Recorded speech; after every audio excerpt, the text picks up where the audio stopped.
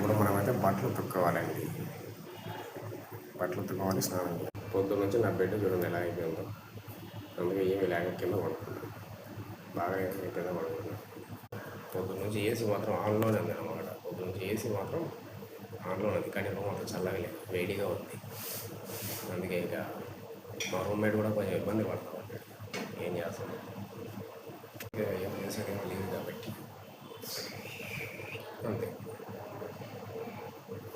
విసుక్కుంటూ కూర్చోవడం ఉంది అంతే, అంత మించి ఏం లేదు కదా.